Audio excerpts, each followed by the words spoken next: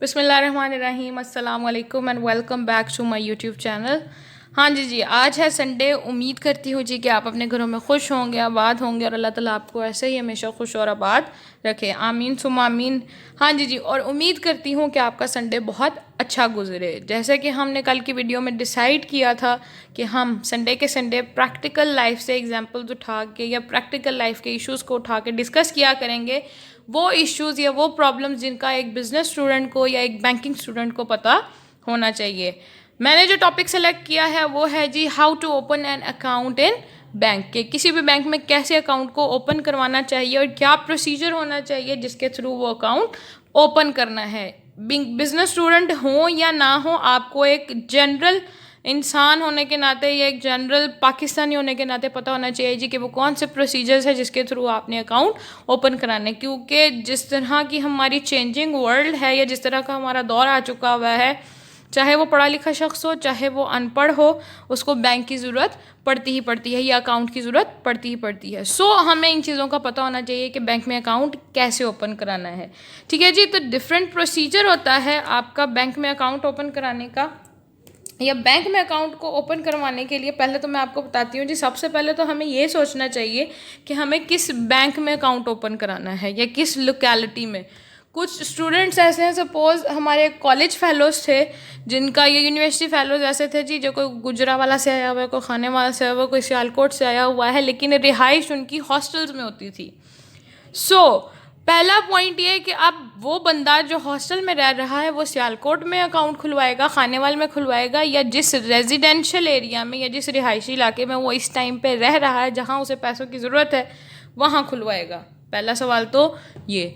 दूसरा सवाल जी कि उसे बैंक कौन सा चूज़ करना चाहिए, कौन सा बैंक सिलेक्ट करना चाहिए। फिर बैंक सिलेक्ट करने के बाद तीसरा प्रोसीजर आता है जी, ये तीसरा सवाल ये आता है अकाउंट कौन सा होना चाहिए, किस नौयत का उसका वो खाता या अकाउंट होना चाहिए। ठीक है जी, अकाउंट सेलेक्ट करने के बाद उस अकाउंट को ओपन करवाने के लिए जो प्रोसीजर है, जो अमल है, असल हमारा मुद्दा वो है कि कौन कौन सी चीज़ें रिक्वायर्ड होती हैं, बैंक का क्या प्रोसीजर होता है और वो किस तरह से आपको एंटरटेन करते हैं। ठीक है जी, अब हमने स्टेप्स डिसाइड कर लिए हैं जी। सबसे पहले हमारा स्टेप होगा सिलेक्शन ऑफ बैंक ही कर लें जी। बैंक का एरिया कौन सा होना चाहिए या बैंक कौन सा होना चाहिए। ठीक है जी, सपोज अब यहाँ मैं किसी बैंक की पब्लिसिटी नहीं कर रही, किसी का नाम स्पेसिफिकली अगर मेंशन करूँगी तो it will be just an example. किसी की कोई प्रमोशन नहीं कर रही, किसी बैंक को सपोर्ट नहीं कर रही जी। सब फाइनेंशियल इंस्टीट्यूशंस एक जैसे ही हैं मेरी नज़र में। ठीक है जी, बीइंग अ बिजनेस स्टूडेंट या बीइंग अ बैंकिंग स्टूडेंट मेरे लिए सब एक बराबर हैं। ओके जी, सिलेक्शन ऑफ बैंक के लिए मैं आपको एग्जांपल देती हूँ जी उन्हीं फ्रेंड्स की जो कि खानेवाल से आया हुआ था, सियालकोट से आए हुए थे या कहीं भी और एरिया से आए थे और उनकी रिहाइश थी जी लाहौर में, यानी जहाँ पे वो लोग पढ़ते थे। ठीक है जी, अब उस स्टूडेंट के लिए, उस शख्स के लिए जहाँ पे वो रह रहा है, उसके लिए ज़रूरी है कि वो वहीं पे अपना अकाउंट ओपन कराए। उसकी जाए पैदाइश या बर्थ प्लेस कहीं भी हो, चाहे वो लंदन में रह रहा है, चाहे वो कराची में रह रहा है, चाहे वो इस्लामाबाद में रह रहा है, चाहे लाहौर में पैदा हुआ है, यानी कहीं भी पैदा हुआ हो, वो जिस जगह पे रह रहा है उसको वहीं का कोई ना कोई बैंक सेलेक्ट करना चाहिए। पहला तो ये हो गया जी, आपकी लोकेलिटी या एरिया वो होना चाहिए जहाँ पे आपकी रिहाइश या आपका बिजनेस है। सेकंड पॉइंट, बिजनेस के पॉइंट ऑफ व्यू से, मैं लाहौर का रहने वाला हूँ, मेरा बिज़नेस कराची में है, तो मैं वहाँ अकाउंट ओपन कराऊंगा जहाँ पे मेरी बिज़नेस की या वर्क प्लेस है मेरा। ठीक है जी, कराची में ओपन कराऊंगा तो मुझे ज़्यादा फैसिलिटी होगी। Second option selection of bank में आता है जी कौन सी ब्रांच या कौन सा बैंक होना चाहिए। अब बैंक वो कोई भी हो सकता है जी, HBL हो सकता है, UBL हो सकता है, MCB हो सकता है, अलबारका हो सकता है, बैंक अल हबीब हो सकता है, सिटी बैंक हो सकता है, बार्कलेज, मतलब नेशनल, इंटरनेशनल, मल्टीनेशनल, कोई भी किस्म का बैंक हो सकता है। बैंक ज़रूरी नहीं है, बैंक की ब्रांच मैटर करती है आपके लिए। मैंने सेलेक्ट किया सपोज HBL, अब मुझे उसकी कौन सी ब्रांच चाहिए। मैं लाहौर में हूँ, क्या मुझे उसकी, अच्छा अगर सपोज़ आप लाहौर के एरिए इचरा में रह रहे हैं, शादबाग में रह रहे हैं, तो आपको वहाँ की ब्रांचेस में अकाउंट खुलवाना चाहिए या कहीं कैंट मॉडल टाउन या किसी और एरिया में जाके। सो बैंक सेलेक्ट करने के बाद आपको उसकी क्या सिलेक्शन करनी चाहिए? पहला, अच्छा, सिलेक्शन ऑफ बैंक में 3 चीज़ें आ गई इसकी, ठीक है, आपने ये याद रखना है। पहला है जी हमारा एरिया,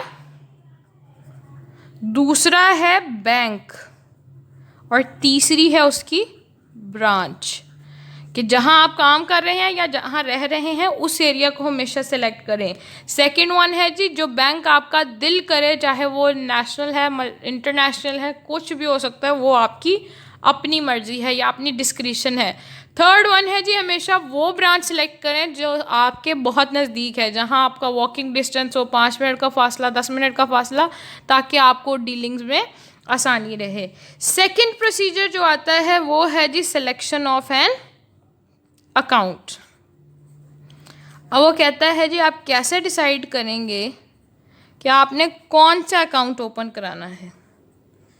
इस पे हम एक अलहदा डिटेल्ड वीडियो बनाएंगे कि कौन कौन सी टाइप्स ऑफ अकाउंट होती हैं, लेकिन यहाँ मैं आपको डिटेल में या कह लें जी मोटी मोटी बातें बता देती हूँ कुछ, कि selection of an account, bank में 3 तरह के अकाउंट होते हैं जी। अब मैंने कहा कि इन पे मैं एक अलहदा वीडियो बनाऊँगी, लेकिन अभी आपके लिए जितना जानना ज़रूरी है वो सिर्फ ये है जी कि 3 तरह के अकाउंट होते हैं। एक है जी आपका करंट अकाउंट, एक होता है जी सेविंग अकाउंट, और थर्ड होता है आपका फिक्स्ड डिपॉजिट अकाउंट। इस सेविंग अकाउंट को आपका सैलरी अकाउंट भी कहा जाता है, ठीक है जी। अब इन अकाउंट में से हम कैसे डिसाइड करेंगे जी कि हमारे लिए कौन सा ज़रूरी है? करंट अकाउंट हमेशा यूज़ करते हैं जी आपके बिजनेसमैन। अगर तो आपका कारोबार है तो आपको कौन सा अकाउंट खुलवाना चाहिए? करंट अकाउंट, ठीक है जी, जिसमें आप कभी पैसे निकलवा लें, कभी जब दिल चाहे, ठीक है, उसमें रकम जमा करवा लें, जब दिल चाहा निकलवा ली, उस पर कोई भी बैंक के चार्जेस नहीं होते। सेविंग अकाउंट और सैलरी अकाउंट होता है जी आपके मिडिल क्लास और सैलरीड पर्सन के लिए, यानी आपके जो लोग मुलाजमत पेशा हैं,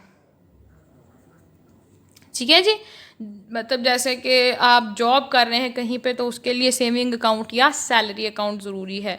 अगर आप स्टूडेंट हैं, हाँ जी जी, अगर आप स्टूडेंट्स हैं तो भी आपके लिए ये अकाउंट, सेविंग अकाउंट ज़्यादा ज़रूरी है, यही आपके लिए सूटेबल है। ये मैंने कहा जी अभी सिर्फ इनकी बेसिक चीज़ बता रही हूँ। अब किसी दिन या नेक्स्ट लेक्चर में हम ये देखेंगे जी कि इन अकाउंट्स की क्या क्या करेक्टरिस्टिक्स होती है। नेक्स्ट संडे इंशाल्लाह ताला हम ये डिस्कस करेंगे कि कौन सा अकाउंट किस टाइम पे सूटेबल होगा आपके लिए, या आपको कब कौन सा अकाउंट ओपन। अभी हम देख रहे हैं जी और बैंक में अकाउंट कैसे ओपन कराना है। सबसे पहले हमने पढ़ा जी कौन सा बैंक सेलेक्ट करना है, उसके लिए एरिया देखना है जहाँ आप रह रहे हैं या जहाँ आप काम कर रहे हैं। बैंक जो आपको अच्छा लगता है, कोई भी हो सकता है, मैंने कहा है जी लोकल हो सकता है, इंटरनेशनल हो सकता है। उसके बाद ब्रांच, जहाँ आप रह रहे हैं उस लोकेलिटी में होना चाहिए कि जहाँ आप काम कर रहे हैं उससे नज़दीक तरीन वाली ब्रांच आपने सेलेक्ट करनी है। सेकंड स्टेप क्या आएगा जी? बैंक सेलेक्ट करने के बाद आप बैंक जाएंगे और देखेंगे जी कि आपने अकाउंट कौन सा ओपन करवाना है। ये चीज़ आपने पहले सोच के जानी है, वहाँ जाके नहीं घंटा लगाना, हाँ जी बताएं मुझे किस अकाउंट में क्या है। कुछ लोग होते हैं या कुछ बैंक्स हैं जी जो ऑफ़र करते हैं डिफरेंट काइंड ऑफ फैसिलिटीज़, तो आप वो बाद में पूछ सकते हैं, बट मेक श्योर कि आप डिसाइड करके जाएं कि आपने कौन सा अकाउंट ओपन कराना है। हमने कहा जी करंट अकाउंट है बिजनेसमैन के लिए, सेविंग अकाउंट है मिडिल क्लास और सैलरीड पीपल के लिए, और साथ में अगर आप स्टूडेंट हैं तो भी आप सेविंग अकाउंट ओपन करा सकते हैं।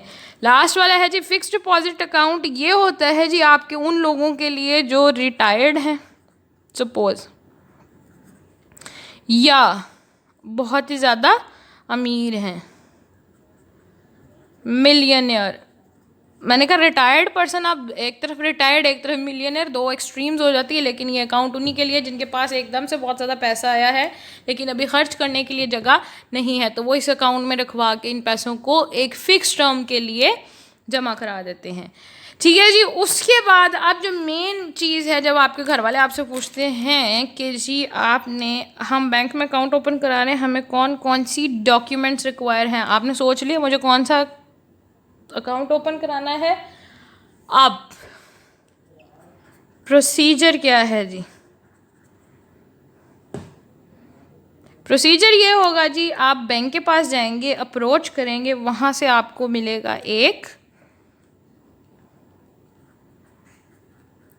Applicants form. आपने उसका क्या करना है जी, उस एप्लीकेंट फॉर्म को फिलअप करना है। अच्छा, अब ये फिलअप करने के लिए भी क्या होती है जी, बैंक वाले आपसे आपका नाम पूछते हैं, जो मैंने अपनी रियल लाइफ में फ़ेस किया हुआ है या जो मेरा सिनेरियो था जी, मैं आपको वो बताती हूँ। उन्होंने मुझे एप्लीकेशन फॉर्म दिया और कहा जी कि फ़िल करें। और फिल क्या क्या करना था जी, आपने लिखना होता है अपना नाम, अपना एड्रेस, आपके फादर का नाम, आपका मोबाइल नंबर और आपका CNIC। ये वो बेसिक डाटा जो आपसे बैंक कहता है जी इनको फिल कर दें। ये मैं वो चीज़ें बता रही हूँ जो आपने किताबों में नहीं पढ़ी। हमने अपनी बुक्स में बहुत डिफरेंट प्रोसीजर्स पढ़े हुए हैं, लेकिन रियल लाइफ में ऐसे ही होता है जी। CNIC फिल कराएंगे, 2 से 3 जगह पे आपके सिग्नेचर्स होंगे और बाकी बैंक कहेगा जी कि हम खुद फिल कर लेंगे। ठीक है जी, जो उनकी रिक्वायरमेंट्स होती हैं किसी भी अकाउंट के हिसाब से वो खुद फिल कर लेंगे। अब ये मैं किसी एक बैंक की बता रही हूँ, बाकी का प्रोसीजर थोड़ा सा चेंज हो सकता है। उसके बाद क्या होता है जी, आपको एक स्पेसिमन सिग्नेचर कार्ड दिया जाता है। ठीक है जी, अब किसी वीडियो में मैं आपको दिखाऊंगी जी कि ये स्पेसिमन सिग्नेचर कार्ड कैसा होता है। ठीक है, या कोशिश करूंगी कि आपको ऑनलाइन कहीं से डाटा उठा के उसका प्रिंट निकाल के दिखा सकूं। स्पेसिमन सिग्नेचर कार्ड में 2 जगह पे आपने अपने सिग्नेचर करने होते हैं। इस साइड पे लिखा होता है जी एप्लीकेंट्स का नेम या अकाउंट होल्डर नेम,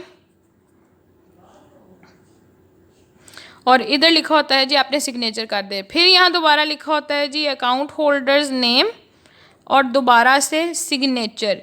ये 2 दफ़ा सिग्नेचर कराए जाते हैं जी, इसलिए ताकि बैंक के पास रिकॉर्ड में रहे कि ये आपके वो वैलिड सिग्नेचर्स हैं जो आपने हमेशा करने हैं। जब भी आप चेक पे ये 2 सिग्नेचर या जो सिग्नेचर आपने यहाँ पे किए हैं ऑथोराइज्ड, वो सिग्नेचर अगर होंगे तो आपका चेक कैश होगा, अदरवाइज उसको रिजेक्ट कर दिया जाएगा। ठीक है जी, उसके बाद उस प्रोसीजर में थर्ड क्या होता है जी, एक दिन आप जाएंगे, अब जो होता है नॉर्मली एक दिन आप जाएंगे स्पेसिमन कार्ड पे, इस एप्लीकेशन कार्ड को फिल करके आएंगे, साथ ही साथ आप क्या देंगे जी, अपने CNIC की कॉपी, आपके फादर और मदर्स CNIC की कॉपी बैंक रिक्वायर करेगा। अच्छा, एक और बात याद रखिए, सिर्फ कॉपी नहीं लेके जानी, जब आपने अकाउंट ओपन करवाने जाना है जिस दिन, आपने कॉपी भी लेके जानी है और साथ ही साथ आपने ओरिजिनल ID कार्ड भी लेके जाना है। जब तक आपके उस ओरिजिनल ID कार्ड की वेरिफिकेशन नहीं होती तब तक आपका अकाउंट ओपन नहीं होता। ठीक है जी, अब आपने जो बातें याद रखनी है वो ये हैं जी कि बैंक आपसे आपका नाम पूछेगा, सबसे पहले तो CNIC कार्ड मांगेगा और उसकी वेरिफिकेशन करेगा। उसके बाद आपको एक एप्लीकेशन फॉर्म मिलेगा, नेम लिखना है आपने, उसमें एड्रेस लिखना है, फादर्स नेम लिखना है, अपना मोबाइल नंबर लिखना है, आपका घर वालों का नहीं जो आप यूज़ कर रहे हैं, CNIC नंबर भी अपना। उसके बाद आपको एक साथ स्पेसिमन सिग्नेचर का कार्ड मिलता है जिसपे आपने वो 2 सैम्पल सिग्नेचर करने हैं। ये एग्जाम्पलरी सिग्नेचर्स करने हैं जो आप यूज़ करके बैंक में अकाउंट ओपन कराएंगे और हर बार वो सिग्नेचर ही चलेंगे। मतलब सपोज़ अगर मैंने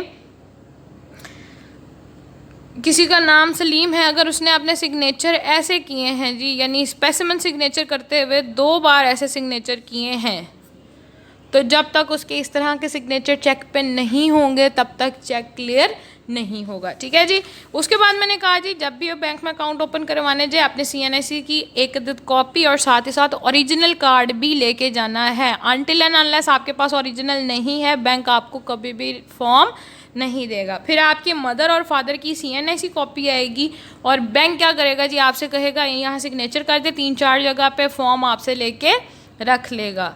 अब स्टेट बैंक ऑफ पाकिस्तान ने कोई ऐसा प्रोसीजर अनाउंस किया हुआ है जी कि आपका वो जो ऑथराइज नंबर है जो आपने वहाँ पे दिया है, 1 दिन के बाद 2 दिन के बाद उस पर एक मैसेज आएगा जी कि your account has been open. आप दोबारा बैंक के पास जाएंगे जी और कहते हैं कि जी मुझे वेरिफिकेशन आई है बैंक की तरफ से या मेन हेड ऑफिस की तरफ से कि मेरा अकाउंट ओपन कर दिया गया है। फिर आपने क्या करना है जी, आपने डिपॉजिट करानी है उसमें कैश।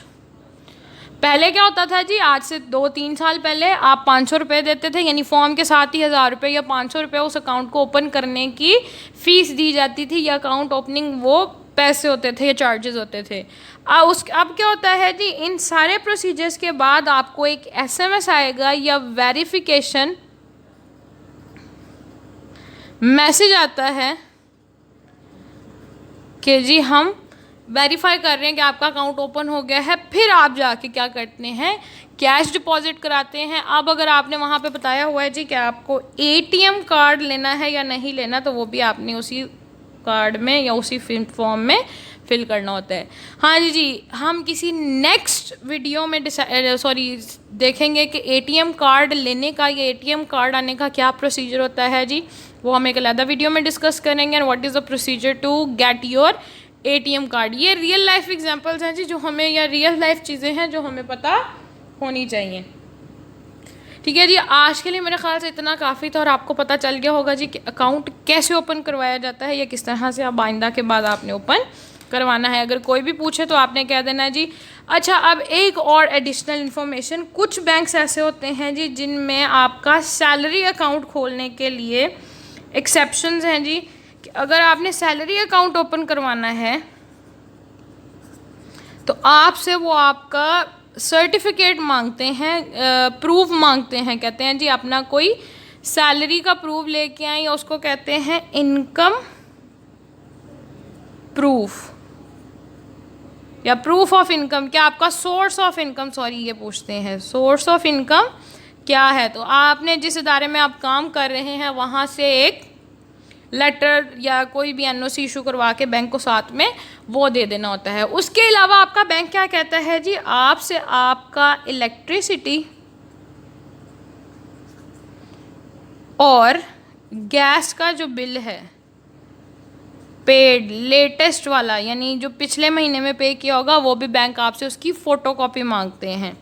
ठीक है जी, उसकी फ़ोटोकॉपी क्यों मांगी जाती है? समटाइम्स आपके एड्रेस को वेरीफाई करने के लिए उनकी ज़रूरत पड़ती है। और अगर आप इलिटरेट पर्सन हैं, यानी पढ़े लिखे नहीं हैं, तो आपसे आपकी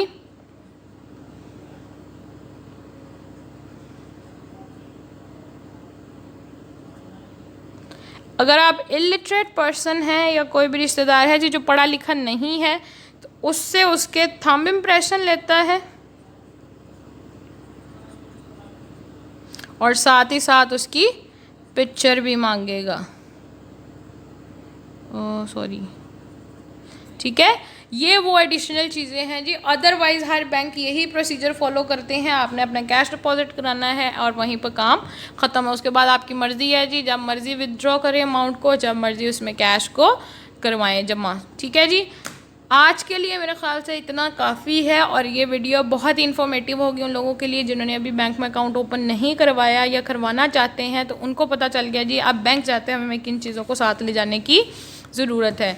ठीक है जी, और मैंने बता दिया अगर आप कह लें जी कहीं जॉब करते हैं तो अपना सोर्स ऑफ इनकम या अपने इंस्टीट्यूट से एक लेटर हेड लेके जाएं कि to whom it may concern, कि चाहे किसी भी बैंक को ये कंसर्न करे, आप कहीं भी चले जाते हैं तो उसकी हमेशा हेडिंग के ऊपर लिखवा के लेके जाया करें to whom it may concern. उसका मतलब होता है जी जहाँ कहीं भी मैं जा रहा हूँ ये उससे रिलेटेड या उसके कंसर्न की चीज़ है।